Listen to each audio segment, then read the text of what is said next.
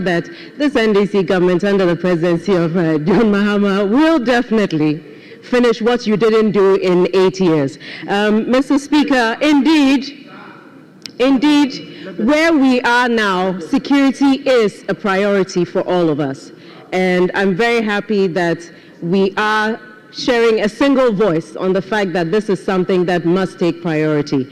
I'm hoping that the defense industries will have a role to play in the big push as we see how the Ghana Armed Forces can contribute towards the industrialization of our country, and indeed hopefully support the roads minister in some of what he hopes to do in the former minister's constituency as he pushes for the 8 billion. Mr. Speaker, truly, our security challenges are many, and there is never enough money to support this. But I would like to urge, as we look at some of the challenges that the armed forces complain about, that as various state agencies take advantage of the Air Force, that they will contribute towards the payment of fuel, because some of the outstanding bills that the armed forces has with regards to their fuel costs are from the fact that other agencies and ministries make use of their equipment but do not support the payment of the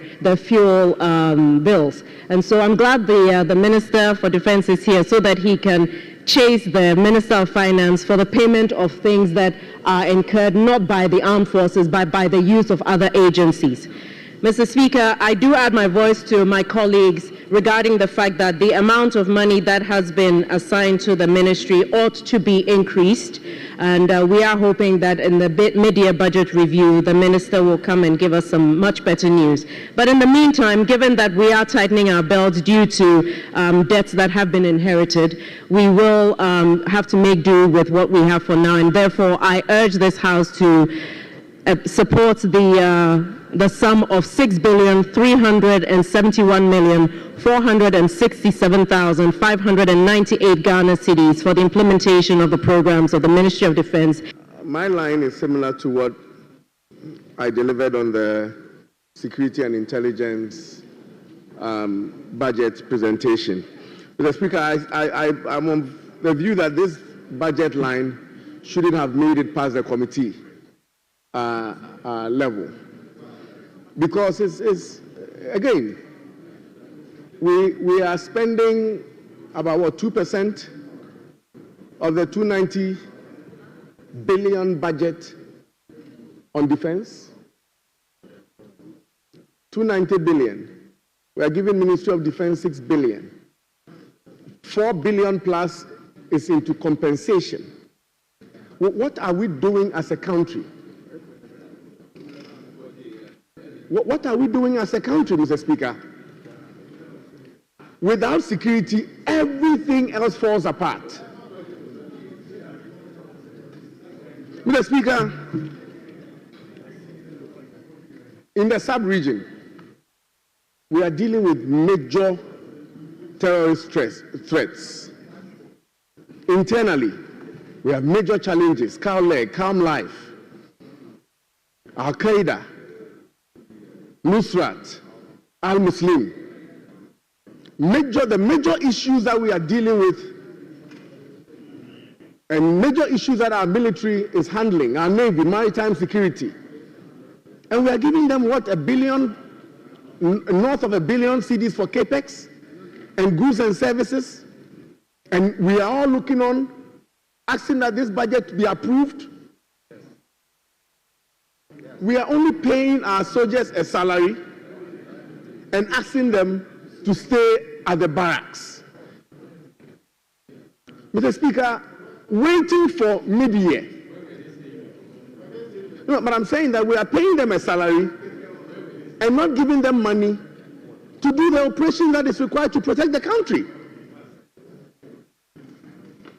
So because we have to pay them a salary, line 1 compensation, we always find the money, 4.5 billion. Then clothing, weapons, fuel, everything that they require to protect the country from major threats, they are unable to fund it. And I heard the former minister tell his successor to find ways. Mr. Speaker, all the ways that we know about is in this document. So if we are going to give them money, it has to find a way in the budget. How is the defense minister? Are we encouraging the Ministry of Defense to go into Galamsey? Exactly. So if we keep telling them that they should find ways, where are they going to find the way? Mr. Speaker, Ministry of Finance is fond of finding a language to pack money at the ministry. During our time, we called it Ghana Cares, 10 billion. Ministry of Agric, go to Ghana Cares. Ministry of Defense, go to Ghana Cares. Ministry of Health, go to Ghana Cares. Obatampa, everybody go to Ghana Cares, Obatampa. In 2025, the Ministry of Finance, they've changed the language. Now they call it Big Push. Anything that you want, Agric, go to Big Push. Well, how are you going to fund Akuko Kitinkiti? They say go to Big Push. How are you going to fund the roads? They say go to Big Push. How are you going to fund national security? They say go to Big Push. How are you going to fund defense and interior? They say Big Push. It is a creation of Ministry of Finance to deceive the political class.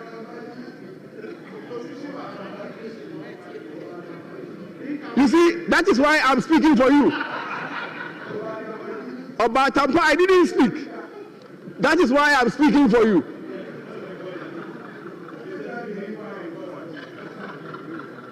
Minister, Aruna, Mr. Speaker, I didn't want to do that. Decline the invitation.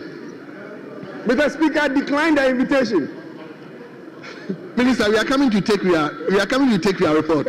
So, Ministry of Education, you need money. Go to Big Push. Mr. Speaker, it is a creation of Ministry of Finance to tease the political class. We have to be careful about it. So if we want to give the Ministry of Defense money to deal with the security threats that confronts us, it should be in their goods and services. It should be in their capex. Take it out of the Big Push now and allocate it to the Ministry of Defense. Mr. Speaker, where we find ourselves as Ghana in the sub-region, I've said it when I was at the National Security Ministry and in the Interior Ministry, that Ghana happens to be the only good boy in a bad neighborhood. All around us, there's fire. Eastern border, western border, northern border. We seem to be the isolated, safe place. We are doing something right, but we cannot just continue to rely on prayers. We cannot rely on prayers alone. We have to do something for ourselves. We need to fund the security agencies to allow them the opportunity to protect us. Internally, Mr. Speaker, we have Operation Cow Leg. Mr. Speaker, what bothers me is that if they have dog kennels, if we don't take time, by June, all the dogs will be dead. If we don't find money for them and say Ministry of Defense should go to Big Push, by June, we will have no dogs. And the minister is aware. And we expect this side. Mr. Speaker, we are not crying more than the bereaved. Because we know that the people on this side, they have their dogs. But by June, the dogs will be dead. There's no money in the goods and services to feed the dogs. The dogs are starving. Mr. Speaker, I'm pleading with the Finance Ministry to pay particular attention to the security agencies, the Ministry of Interior, Ministry of Defense, and Ministry of National Security. Without them, everything else that flows in the budget may not be fulfilled. Thank you, Mr. Speaker. Thank you very much. Let me come to leadership. Leadership.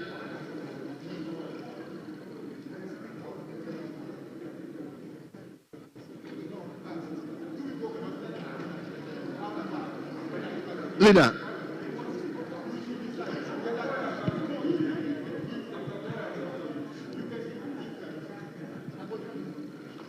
Yes. But please, let be snappy. I beg of you. Leader. Yes, I Speaker, I rise to speak in support of the motion for the passage of the advertised amount in lieu of the Minister of Defense. I have listened to the former minister.